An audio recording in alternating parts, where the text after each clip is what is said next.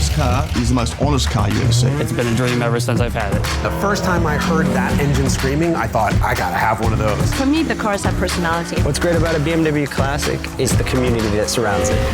When you listen to that, that's why we're here. Welcome to Classic Heart, the BMW Group Classic podcast. This is JP, and our guest today is Kyza Salim, better known as the Kyza. Kyza, good morning. Good morning to you, JP. How are you today?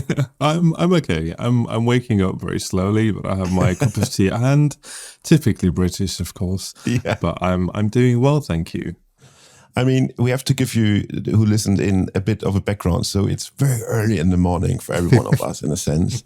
So we're super happy that Kyza could make it.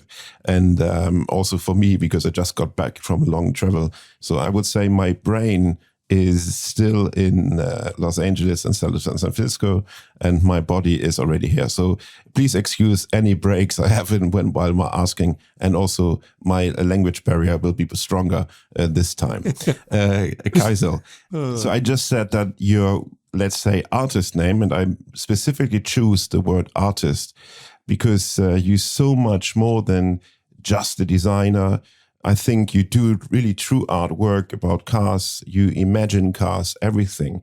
But does the name the Kyza just came from you annoyed that Kyza is very difficult? Because let's do it like this. It's spelled like Kyzyl, right? Yeah. So were you annoyed that you needed the name the Kyza, or how did it all start with that name? I wasn't necessarily annoyed. It's more, it kind of came around due to the nature of my name or how my name is written. So it was more so a nickname that kind of developed from secondary school to college, and it kind of just stuck. But honestly, it was mainly more related to my online name when I used to play the PlayStation. Oh, wow. And I used to play Need for Speed and Gran Turismo. And it just kind of worked, Kyzyl. I mean, obviously, unless you're German, it has a different meaning. But we don't. You know the German meaning. Are you aware of the German meaning? Of course, I do. Very good. For those who don't, because I think we have to share this. So this is the German word for emperor. I mean, it's very modest, I would say. I promise you, I'm not that big-headed. That was not the reason why I stuck with Kyza. Yes, honestly. But yeah, it just stuck, and it then became synonymous with my work and my kind of online profile, so to speak. And I've just rolled with it. You mentioned your work. I mean, I tried to describe it, and I think I failed bluntly. But how would you self-describe your work? What are you doing, Kyza?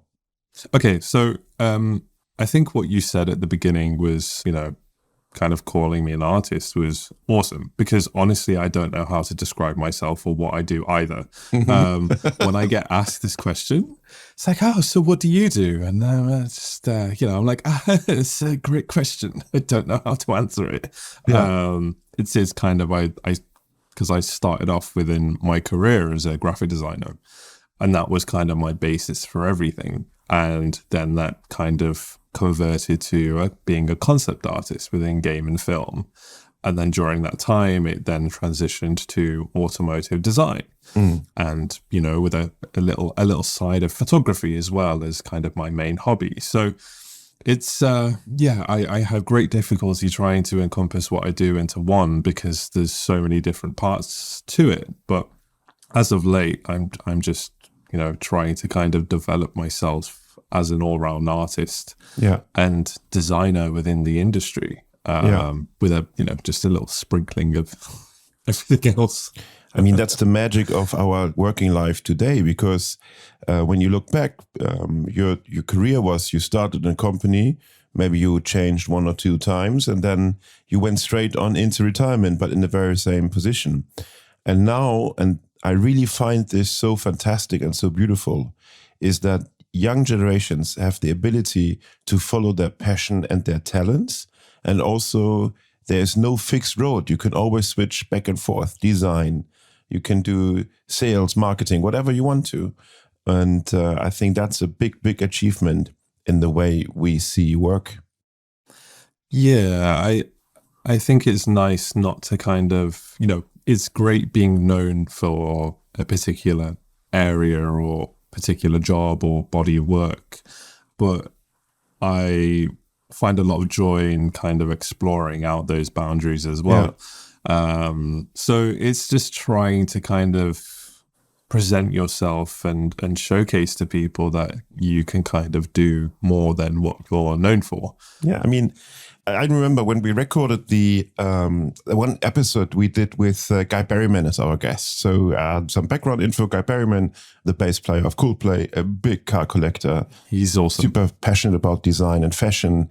And I called him because in Germany, we have a very nice word that would describe what people like you do. So we call you Tausendsasser. Wow. That means a person of many talents.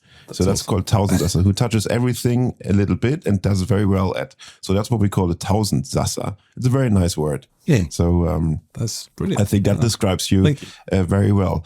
But for those who might not be familiar with what you do, we said the focus is on automotive, and you create also not only digital art and designs, your designs also become reality.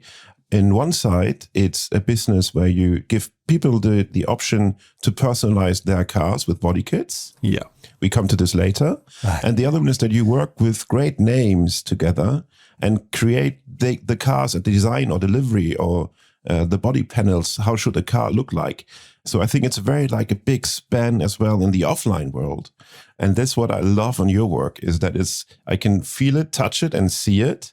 And I also have it like every time with me in my digital archive, right? Yeah. So again, another wonderful thing to do that you really see this is not only a vision, an idea. No, it's really there. This is why I love concept cars, for example. Yes. Honestly, I never really expected or imagined that I would be in the position that I am at the moment, you know, kind of designing cars and then having them built in real life and working with people like, you know, Ken Block and may he rest in peace, and Travis Pastrana and Top Gear and the Grand Tour and all these kind of people that I idolized growing up, and working with them in a way where we're building something obscene that has to function, you know. And in turn, I also get to learn a lot during those projects. I work with engineers, I work with, you know, aero specialists. It's always a very humbling experience because I'm self-taught, you know, I'm a self-taught artist. And honestly, everything I post, the cars I make, they were and they are a kind of therapy for me. I've always kind of, you know, it hits 11 p.m. my headphones go on, I turn off all the lights, which I would not recommend if you wear glasses. Don't do that. And I just be, you know, kind of being my own little world of designing and creating based off either the music I was listening to or how I felt at the time. So to kind of translate such a personal thing into then working in the real world and working with big, you know, like working with companies like Subaru, and the most recent example would be the Huckster, the GL wagon for Travis Pastrana, which, you know, seeing that thing flying up and down Goodwood with its active aero flaps all over the place. Not all over the place. They did kind of help the car, but it's just fun. It's, you know, we live in a very serious world, and it's nice to kind of try and inspire people. And definitely the Subaru was a big inspiration point. I mean, the amazing detail on everything that is related to making this car a race car on the track is absolutely fantastic. But how did you actually get the job? I've been working from a very young age, but like basically since I was, you know, 19 years old, I've been creating artwork of cars. Yeah. How old are you now, if I may ask? I'm 30 now. Okay, the big 3-0. Congrats. So, you know, it's been a good while. And when I first started throughout the years, you know, I've worked on a lot of cars, trucks, you know, drift cars, off-road cars, film inspired. They might be Blade Runner, Cyberpunk-esque, Mad Max. Wow. And throughout the years, that's garnered a lot of interest as well with a lot of people. And working with Travis Pastrana was actually kind of linked to me working with Ken Block and the Hoonigan team way back when they were making the F-150, the Hoona truck. Yeah. And it was very interesting because it was I was freshly into EA. I hadn't really started learning 3D design yet at that time. I was only just starting, like literally within 2-3 months into learning 3D. And Matt Tisillo, who was, I think, Ken Block's manager and agent and all-round very close friend, he got in touch and was like, hey, it's like, we'd really like you to kind of do some initial concepts for Ken and for his truck. And this was based off a really old truck render that I had done. I'd done a few at that time, I think, of a C10 pickup.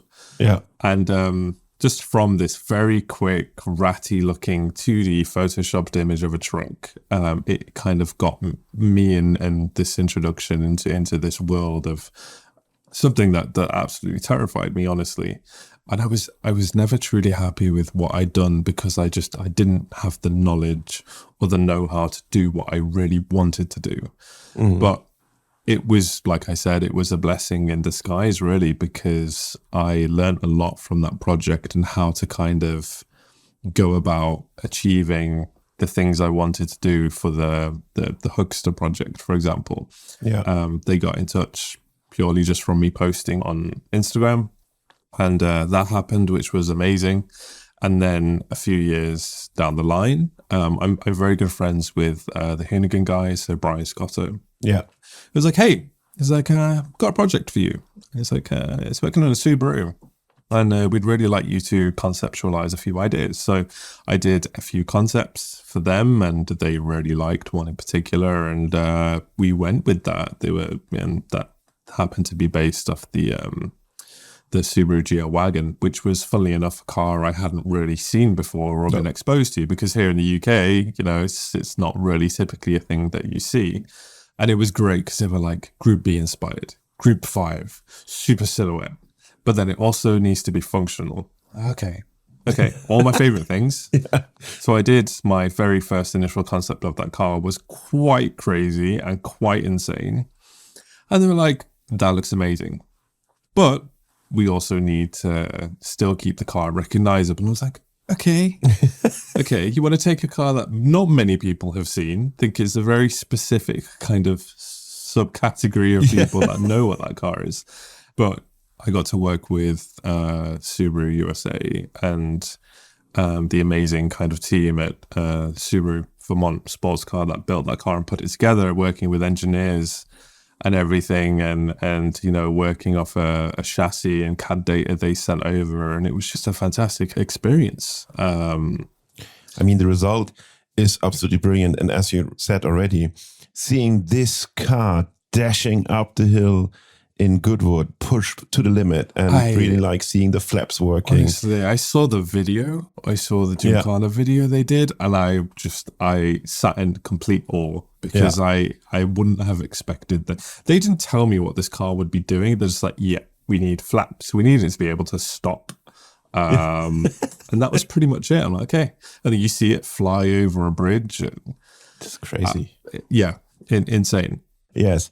But speaking about your car, so you mentioned the rotary engined RX-7, which is a fantastic drive, we have to say. This is the one car of a Japanese make that I really, really love, because just from the engineering point of view and the way the torque is developed, even though it's not crazy, but still it is very interesting. And if you see that they built this series from, I think, 1978 or something until the early 2000s, I really love that fact that the RX-7 was around for a long time. Then you have a Corvette C5, which is, if you were born in my hometown, Hamburg, everyone would think that you work in the red light district or something like this. It's one of the cars that were only paid in cash by the pimps. If only they knew the real reason. I mainly got the C5 because I just enjoyed how it looked. And it's basically a US version of the RX-7. Just slightly more reliable. Yeah, and of course that also had to be stanced. You know, it had to be very inconvenient to drive because this seems to be a reoccurring trend that I enjoy with my cars is that they have to be really uncomfortable to drive. But then I also, it's a kind of a daily driver, Toyota GT86, just a very simple, fun car. Again, I don't really know how I fit in these, but Yeah, that's what I mean. Let's describe it. Your size is yeah, I'm 198 centimeters, so 6'6", yes. thereabouts. That I don't know that's how I fit amazing in my how you RX-7. squeeze into all these cars. It's like, do you know Luke Gilbertson, who works for DK Engineering? You're not my father's Instagram I don't know. handle. I know of him. I don't know him. Yes. But So Luke is the same size as you are, and he is the same width as I am. And I have to say, I don't know how he does it, but he fits into the smallest sports car you can you imagine. find a way. Yes, You find a way. absolutely. And then, this thing with the size inspired me to create, and we're just starting filming this for Classic Driver. And I give you a little preview of that. It will be a series with a well-known character who is like your size in terms of length. I will not break the news who it's going to be, but the series will be called Fit to Drive. And we will test amazing cars about the ability to fit someone who's 198 or even a bit larger and someone who weighs 140 plus kilos like I do. So there will be the Fit to Drive index. Of course, we will all share all important information about these cars. But we're just starting filming in a couple of months. So Well, they will be fantastic all idea. finished. Let's Sounds see. awesome. But I mean, it's very, very amazing. Also, I think the E36 is the one that is the best fit, I would say. Yeah, we with my body kit company, we started making. But I mean, I guess I kind of have to jump back to the beginning a little bit. Yes, please go. And kind of in terms of just BMW in general. When I started my body kit company, LTO, which stands for Live to Offend, and weird name, you may think, but A catchy one, at least. There will be. It is, yeah. It's honestly, it's a throwback to all my old work. So my old work used to really upset people. They would see Ferraris kind of turned into drift missiles and Lamborghinis doing things that they shouldn't, and people genuinely got very, very offended. Other pages would repost my artwork, not posting the description that I'd written, which is a big problem these days. And, Sure. I think this generation doesn't really read descriptions much either way. But I got sent threats and such for doing this stuff to these guys. I'm like, what? It's not even real, But that's kind of where I'd always post work with a hashtag of Live to Offend, and that kind of links back to the body kit company. But myself and my business partner Eric, who is based in New Jersey in the US, he found my work on Instagram. He sent me a message and he was like, "Hey," he's like, "I love your work. Let's make them real." And I'm like, "Huh? What? Okay." I'm not quite ready yet, but it was like, look, it's like, if you don't do it now, when are you really going to do it? It's like, yeah, fair enough. So I was 2.5 years into working at EA at this point. I'd worked on 2 Need for Speed games, and I'm like, hey, yeah, maybe it would be nice to start making these designs real and giving people an opportunity to buy these bases and build something of their own. Yeah. And we set out with the idea in 2018 to basically head to SEMA show in Vegas. Big car convention, essentially, Yes. where a lot of, manufacturers and OEM, well, I say OEM companies, but also AEM companies, so aftermarket tuning companies, wheel manufacturers will showcase their new products and latest products. I think it's the biggest one. It's fair to say SEMA is the biggest one. Yeah, I'd say so. And we were like, okay, let's aim to build a car and a body kit for this show. And well, not for the show, just to present it at the show. And we're like, okay, what car should we pick? And we went through a list, and Eric is a big BMW guy. And I'm a very big BMW guy, mainly because my dad has always had, he always had E46s, E36s. So I was always fascinated with the E36, for example, and the E30s, as one would. And we're like, okay, let's pick a car we're both passionate about and we both love, because it is what it is. It's just a very fun car. It looks fantastic, and let's see what we could do with it. And we chose the E30 as our base for our very first car and our very first body kit. And I set to designing the kit that, to me, it built off the M3, built off the M3 styling cues, just slightly more emphasized, ever so slightly. You would barely notice. No, I'm joking. You probably would. I'm just a kid that loves cars, that grew up in Manchester and just made pretty pictures online. That's how I've always just seen myself. So to kind of go into this, be thrown into this world of designing and then taking that design into CAD and then making that design fit proportion wise, measurements wise, working with scan data of cars and then going through the manufacturing process. It was a very stressful time, but also a great period of learning. Yeah. And the end result being a car that we take into Vegas. The car rolled off the truck after arriving and we drove it around Vegas a little bit. And I got a message from Larry. And, if you don't know Larry Chen, he's a very prolific photographer, videographer, and just all-around lovable person. And he's like, right. He's like, I want to shoot this car. I'm like, okay. Practically crying on the phone.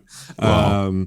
So he took us to a location just outside of Vegas where you could see the whole strip. You could see everything in the middle of nowhere. It was so quiet. And we did a video interview. He took pictures, the sunset, and it was just a very magical experience being in the US and experiencing all these things for the first time. And wow, I couldn't have been happier or more thankful to the people that helped build the car and to Larry as well, because it was my first real introduction and my first kind of moment where I was like to myself, okay, maybe I can do this and maybe this is possible. And the car went down very, very well at SEMA, to my surprise. It, garnered the attention of Gran Turismo and Filifini Digital, which is, I'm a huge Gran Turismo fan, so that meant a great deal. Yes. And the car kind of got put into the GT Awards category, which is, for those that don't know, is basically a series of awards where the winner will get their car put into Gran Turismo. Amazing. We came second place and we won Best Euro, which I would have been happy with top 5 or 6, or anything. So to get second place and Best Euro was absolutely amazing for a first experience. It was phenomenal. And then we went back in 2019 with V2 of our E30 kit. So it was a little bit wider, a little bit more aggressive. And this time it was planted onto a car that had an 8-to-1 V8 setup with crazy. Honestly, it sounded like a Bridgeported rotary. But it was a V8, and it was just the most insane thing built by Rebellion Ford Racing in the US, built for the track. Amazing. And there were a few other things as well, like a Lamborghini Huracan. It's my first experience working with YouTubers as well, which was a very eye-opening experience. And in doing that as well, and working on these cars, I learned a lot about what I need to do in the future to kind of solidify my image as a brand and what that means in terms of quality. And I hadn't thought of those things before, because I always just saw myself as, I'm just an artist. I just do this for fun, it's just something I do as a hobby. But when you have YouTubers, for example, building one of your designs for content, and you have zero control over what the outcome of that car is going to be on such a wide platform as SEMA, where it's very media and content heavy. And if something has been built and your name is attached to it and the quality might not live up to what you were expecting or what you were promised, it doesn't have a great effect. It's not. So I learned, again, it's just lessons. I learned a lot there in how to kind of approach that in the future and build cars based off quality and Yeah. making sure they there's a standard there to follow. Yeah. I mean, if I just may say that, I think that's always a bit of a tricky thing if you provide something that people can build on their own.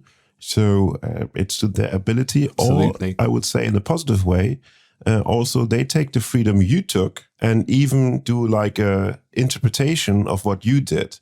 And I would always, even though it might not be in terms of the quality to your standards, if I'm not a pro of that scene, but I think just from a initial feeling, I would see this as, okay, I mean, cool that this person, this fan wants to do his own interpretation on that one. It's a catch-22 situation, because that is the whole reason as to why we do body kits, and it's the whole reason as to why we inspire people to build things. Yeah. And even though, you get things like that, I'm still forever just completely mind blown that people want to build and design these things. And I take a lot of joy and pride in that. It's so awesome to see a YouTuber or to see anyone just want to build something that you've designed. And it's kind of an unfair scenario or situation, because when you put yourself on those platforms, you're open to so much scrutiny, even though you might not feel, that particular way about things. But I can imagine that with the body kit scene, there's a kind of dialogue and give and take. And so I'm sure that you inspire some of them. And also, I assume you get inspired by some. I'm very much inspired by the greats. You have Nakai-san of RWB and Yoro-san, Kato-san, Liberty Walk, Panda, and Rocket Bunny. I've been, I say, involved with them for a very long time. Yeah. And I've always wanted to do my own version of what that looks like. And, even now, I'm only just at the beginning of it all, I feel. It's a long way to go. It's a long way to go. It's a lot of fun, like working with or collaborating with artists like Daniel Arsham, for example, on his Nebula 928. It takes you out of the original kind of the norms you would perceive as what a body kit is and what a car can look like. And working with JP as well, for example, Jean-Pierre. It's the other JP, by the way. It's not me. Oh, other JP, yeah, the other JP. Wanting to build some crazy designs, and he built the Golf Mark II, which I designed as just a concept. It was never supposed to be made real. And then here you go. He's like, yep, got to do that. So this is, it must be so rewarding that you just, as you said, you sit down, turn off the lights, even though you wear glasses, and then something comes out of your creativity, out of your mind, out of your heart, and you just create something.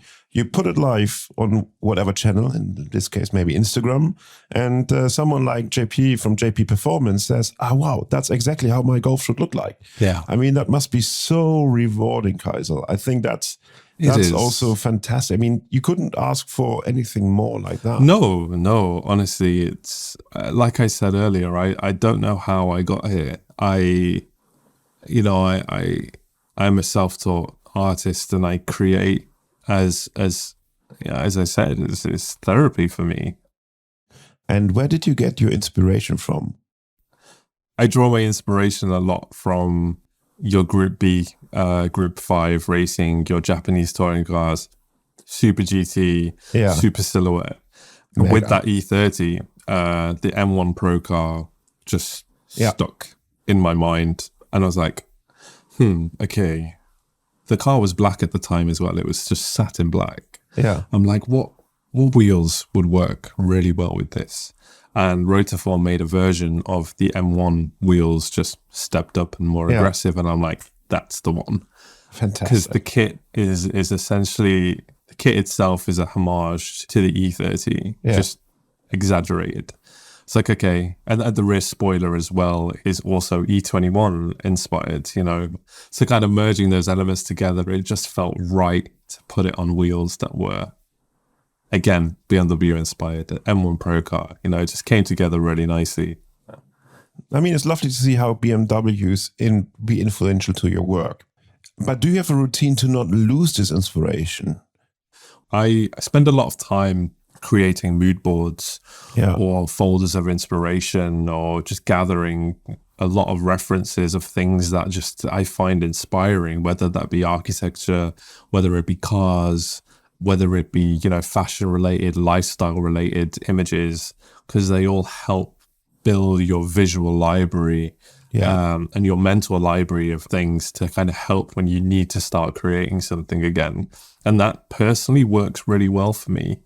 Again, same formula, late at night, lights off, headphones on, scrolling through Pinterest or Twitter, and, just looking at old like racing sites and all sorts of YouTube videos, films, jump back into Blade Runner or watch Mad Max, Akira, and all these worlds kind of start merging together, and looking on art sites as well, like Behance and ArtStation, and they're all references. They're all, just get the synapses fired off. Yeah, they're all tools to enhance your visual library, but I always find best when you have that creative block, just step away, do something different until you get that something that really ignites your inspiration and passion to create something again.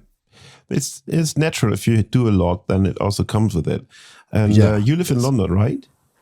No, so I live in the middle of the UK. I used to live down in Surrey when I worked with EA, but I now moved to the Midlands. Nice. It's actually quite cool. It's very car focused. It's a car central area. You have Aston Martin and JLR 30 minutes away. You have Cafe in a Machine, which is a great hub for people like myself, of people who enjoy cars or bikes or anything of that kind, to kind of go and gather, and they host events and little meets and gatherings. And have you been before?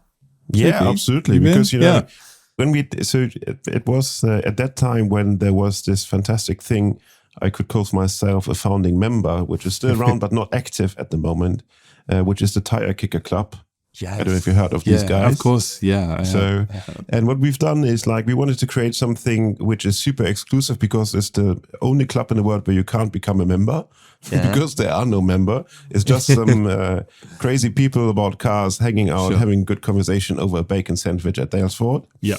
So, and then we do something special, and it should be easy going. So you arrive in the morning, we do something, and everyone leaves after lunch, right? Now.